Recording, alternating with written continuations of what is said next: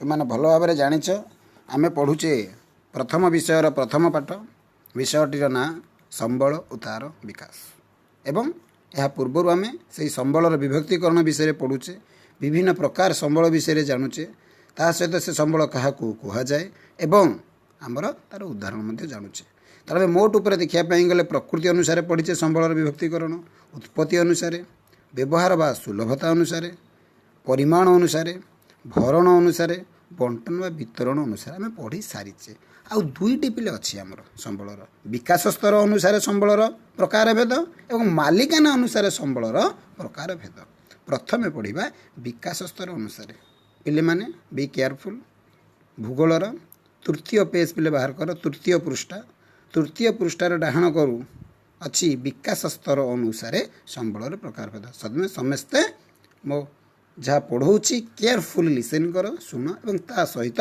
बहीर third page बाहर कर okay very good तो आम पढ़ा विकास स्तर अनुसार संबल को केते भाग में विभक्त करा जायछि पहले जानीपार तो केते विभक्त करा जायछि 3 पेज रे अच्छी 4 पेज रे भी अच्छी भल भाव देख मोट तो 4 भाग में आम विभक्त करिचे विकास स्तर अनुसार संबल को विकास स्तर अनुसार संबल को 4 भाग विभक्त कले और प्रथमटी है गच्छित संबल पिला माने कौन जानुच गच्छित माने कौन स्टोर होगी अच्छी से गच्छित होगी संबल गुड़िक से अच्छी एवं अव्यवहृत अवस्था ताको हम किंतु व्यवहार करि पारि ना कि तार विकास करा जाई पारि नाही किंतु भविष्य रे जदि आमर विज्ञान प्रजुक्ति रे आम आहुरी कौन सबल हवा तेरे से गच्छित से संबल को आम कौन उत्तोलन करके व्यवहार करि पारिबा तेणु एथि मन रख पिले गच्छित संबल हो जो संबल प्रकृतिर गंतागर गच्छित हो रही अच्छी कि एपर्यंत सुधा आम ताको व्यवहार करना कि आशा करुचे भविष्य व्यवहार करवा विकास स्तर अनुसार द्वितीय संबलटी है संबल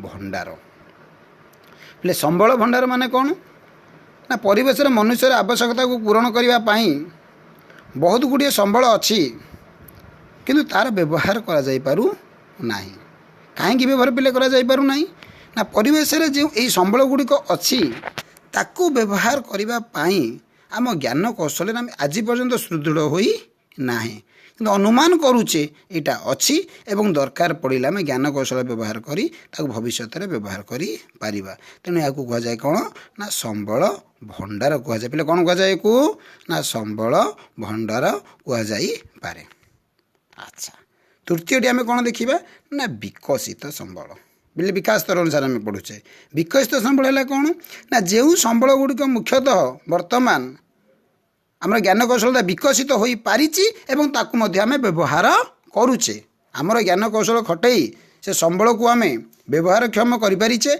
आम आज विकसित करी से संबल को आम व्यवहार करुचे यथा जल विद्युत शक्ति अरण्य हो खनिज पदार्थ हो से माटी भितर अच्छी ना कि मनीष तार बुद्धि खटई से खनिज संबल को माटी भितर उत्तोलन कर तार व्यवहार करें तेणु एपाई कहुए विकसित संबल पिला आउ गोटे रहा कौन ना संरक्षित संबल बोले संरक्षण माने कौन सुरक्षित कर रखा तो जो संबल पदार्थ गुड़िकर संधान मिली किंतु एपर्यंत आमर उपयोगी हो पारि ना आम भावुचे से संबलर प्रकृतिर गंताघर अच्छी संधान पाइचे किंतु आज पर्यंत से विषय आम चिंता करें आमर कार्य लगी ना से आम कह कौन ना संरक्षित संबल कहवा मोट उपरे पिले कौन पढ़े विकास स्तर अनुसार 4 प्रकार 1 रे गच्छित संबल 2 रे संबल भंडार 3 रे विकसित संबल 4 रे संरक्षित संबल एबे पढ़िबा पिले जो गुटिक मोस्ट इम्पोर्टाट फॉर योर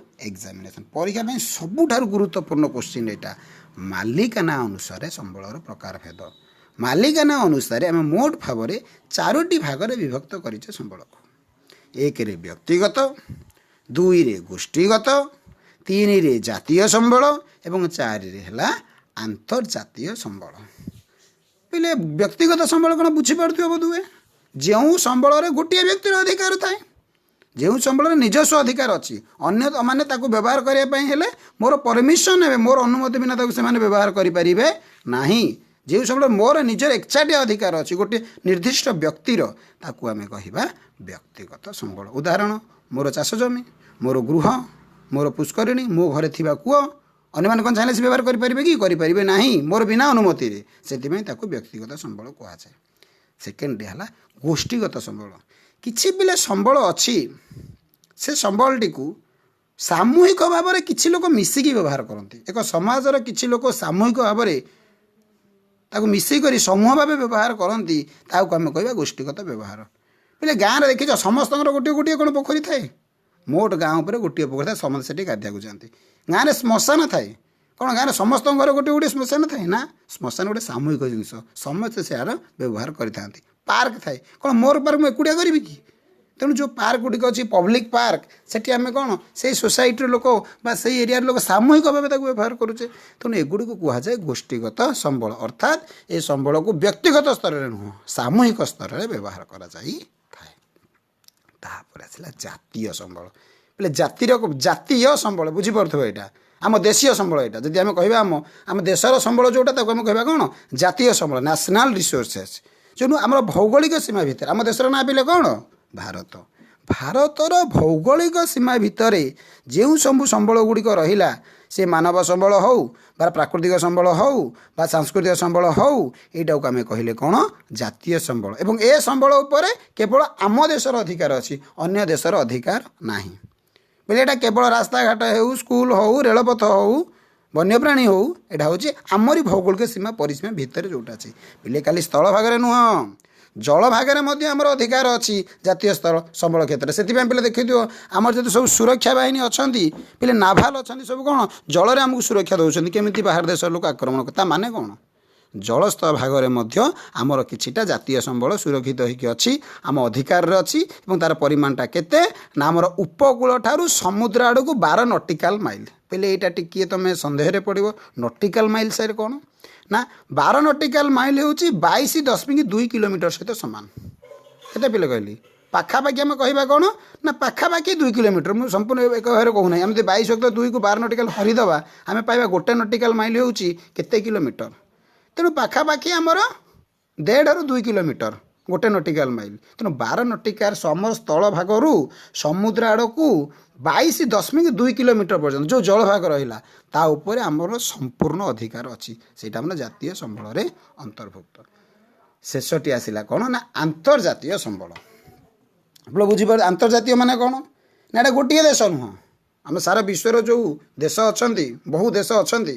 ତ ଆନ୍ତର୍ଜାତୀୟ ସମ୍ବଳ ଯେଉଁ ସମ୍ବଳ ଉପରେ ଆନ୍ତର୍ଜାତିକ ଅନୁଷ୍ଠାନ ଦ୍ୱାରା। ବୋଲେ ଆନ୍ତର୍ଜାତିକ ଅନୁଷ୍ଠାନ କ'ଣ ଜାଣିଛ? ବିଶ୍ୱ ବ୍ୟାଙ୍କ, ବିଶ୍ୱ ସ୍ୱାସ୍ଥ୍ୟ ସଂଗଠନ, ଇଣ୍ଟରନ୍ୟାସନାଲ୍ ମନିଟାରୀ ଆନ୍ତର୍ଜାତିକ କ'ଣ ମୁଦ୍ରା, ଆମର ଯେଉଁ ଅଛି ଇଣ୍ଟରନ୍ୟାସନାଲ୍ ମନିଟାରୀ ଫଣ୍ଡ, ତ ମିଳିତ ଜାତିସଂଘ। ଆନ୍ତର୍ଜାତିକ ଅନୁଷ୍ଠାନ ଦ୍ୱାରା ଯେଉଁ ସମ୍ବଳ ଗୁଡ଼ିକ ପରିଚାଳନା ହୋଇଥାନ୍ତି, ଏଇଟା କୌଣସି ନିର୍ଦ୍ଦିଷ୍ଟ ଦେଶ ପରିଚାଳନା କରିବ ନାହିଁ, ସବୁ ଦେଶମାନେ ମିଶିକି ତାକୁ ପରିଚାଳନା କରିବେ, ତାହାକୁ ଆମେ କହିବା ଆନ୍ତର୍ଜାତିକ ସମ୍ବଳ। ଏଇଟା ମଧ୍ୟ ସମୁଦ୍ର କୂଳରେ ଆମ ଯେଉଁ ଅନନ୍ୟ ଅର୍ଥନୈତିକ ଅଞ୍ଚଳ ଅଛି, ଅର୍ଥାତ୍ 200 ନଟିକାଲ ମାଇଲ ପର୍ଯ୍ୟନ୍ତ, ପାଖାପାଖି 370 କିଲୋମିଟର ପର୍ଯ୍ୟନ୍ତ ଆମର ୟା ଉପରେ ଅଧିକାର ଅଛି, ଯେଉଁଟାକି ଆନ୍ତର୍ଜାତିକ ସମ୍ବଳ ଉପରେ ଅନ୍ତର୍ଭୁକ୍ତ। ପିଲେ ମନେ ରଖିଥା, ଏଇ ସମ୍ବଳ ଗୁଡ଼ିକ ମୁଖ୍ୟତଃ ଯେଉଁ ଅଛି, ଏଇଟା ମିଳିତ ଜାତିସଂଘ ଯେଉଁ ଅଛି, ବିଶ୍ୱର ଜାତିସଂଘ ଅଛି, ୟୁନାଇଟେଡ୍ ନେସନ୍, ତା ନିୟନ୍ତ୍ରଣରେ ଏ ସମ୍ବଳ ଗୁଡ଼ିକ ପରିଚାଳିତ ହୋଇଥାଏ। ଏଥିରେ କୌଣସି ନିର୍ଦ୍ଦିଷ୍ଟ ଦେଶ ୟାର ମାଲିକାନା ହୋଇପାରିବ ନାହିଁ। ପିଲେ ଭାରତ ୟାର ମଧ୍ୟ ଗୋଟେ ବହୁତ ସୁବିଧା ପାଇଛି। ଏହି ଆନ୍ତର୍ଜାତିକ ସମ୍ବଳରୁ ଭାରତ ମହାସାଗରରେ ପିଲେ ଗୋଟିଏ ଜାଗା ଅଛି, ସେଥିରୁ ମାଙ୍ଗାନିଜ୍ ଖଣିଜ ପିଣ୍ଡ ଉତ୍ତୋଳନ କରୁଛି। କିଏ ପିଲେ? କିଏ? ଭାରତ। ଭାରତ ଯେଉଁ ଏକ୍ସକ୍ଲୁସିଭ୍ ଜୋନ୍ରେ ଅଛି, ଭାରତ ମହାସାଗରରୁ ଭାରତ ମାଙ୍ଗାନିଜ୍ ଖଣିପିଣ୍ଡ ଉତ୍ତୋଳନ ମୁଖ୍ୟତଃ କରିଥାଏ, ଯେଉଁଟାର ଲାଭ ମଧ୍ୟ ସେ ପାଉଛି ଆନ୍ତର୍ଜାତିକ ସମ୍ବଳରୁ। ତ ପିଲେ ଏତିକି ମନେ ରଖିଥାଏ, ମାଲିକାନା ଅନୁସାରେ ଯେଉଁଠି ଗୋଟିଏ ଲୋକର ମାଲିକାନା ସେ ବ୍ୟକ୍ତିଗତ, ଯେଉଁଠି ଏକ ସାମୂହିକ କିଛି ଲୋକ ମିଶି ଗୋଷ୍ଠୀଗତ ଭାବରେ ତାଙ୍କର ମାଲିକାନା ରହିଥାଏ, ଗୋଷ୍ଠୀଗତ ସମ୍ବଳ। ଜାତୀୟ ସ୍ତରରେ ଗୋଟିଏ ଦେଶର ଯାହା ଉପରେ ଅଧିକାର ଥାଏ, ଜାତୀୟ ସମ୍ବଳ। ଏବଂ ସମଗ୍ର ଦେଶ ମିଳିତ ଭାବରେ ଯାହା ଉପରେ ଅଧିକାର ଥାଏ, ତାର ପରିଚାଳନା କରିଥାନ୍ତି, ତାକୁ ଆନ୍ତର୍ଜାତିକ ସମ୍ବଳ କୁହାଯାଏ। ତେଣୁ ଏହିପରି ଭାବରେ ପିଲେ ମୋଟ ଭାବରେ ଆମେ ସମ୍ବଳର ପ୍ରକାରଭେଦକୁ ସାରିଦେଲେ। ଯେଉଁ ସମ୍ବଳର ବିଭିନ୍ନ ପ୍ରକାରଭେଦ ଆମେ ପଢ଼ୁଥିଲେ, ମୋଟ ଉପରେ ଆମେ ସାଣିଦେଲେ। ପିଲା ଆଉ ଥରେ ଖାଲି ଗୋଟିଏ ଥର କହିଦେଉଛି, ରିଭିଜନ୍ କରିଦେଉଛି, ପୁନରାବୃତ୍ତି। ପ୍ରକୃତି ଅନୁସାରେ ଆମେ ପଢ଼ିଥିଲେ 3 ପ୍ରକାରର, ଉତ୍ପତ୍ତି ଅନୁସାରେ 2 ପ୍ରକାର। ଟିକେ ପେଜ୍ ଲେଉଟାଇ ପିଲା ଦେଖେଇ ଦିଅ 2ୟ ପୃଷ୍ଠାରୁ। ଓକେ, ଉତ୍ପତ୍ତି ଅନୁସାରେ 2 ପ୍ରକାରର, ବ୍ୟବହାର ସୁଲଭତା ଅନୁସାରେ 2 ପ୍ରକାରର, ପରିମାଣ ଅନୁସାରେ ମଧ୍ୟ 2 ପ୍ରକାରର ପଢ଼ିଥିଲେ, ଭରଣ ଅନୁସାରେ ମଧ୍ୟ 2 ପ୍ରକାର, ବଣ୍ଟନ ବା ବିତରଣ ଅନୁସାରେ 2 ପ୍ରକାରର, ବିକାଶ ସ୍ତର ଅନୁସାରେ ପିଲା ଆଜି ଯେଉଁଟା ପଢ଼ିଲେ 4 ପ୍ରକାରର, ମାଲିକାନା ଅନୁସାରେ ମଧ୍ୟ 4 ପ୍ରକାରର। ମୋଟ ଉପରେ ଆମେ ପଢ଼ିଲେ ପିଲେ ଭଲ ଭାବରେ ମନେ ରଖ, କାହାକୁ କେଉଁ ସମ୍ବଳ କୁହାଯାଏ, ତାର ଉଦାହରଣ କ'ଣ। ନିଶ୍ଚିତ ଭାବରେ ପରୀକ୍ଷାରେ ତୁମେ ଏଥିରେ ବହୁତ ଇମ୍ପୋର୍ଟାଣ୍ଟ ଗୁରୁତ୍ୱପୂର୍ଣ୍ଣ ପ୍ରଶ୍ନ ପାଇବ। Okay, thank you.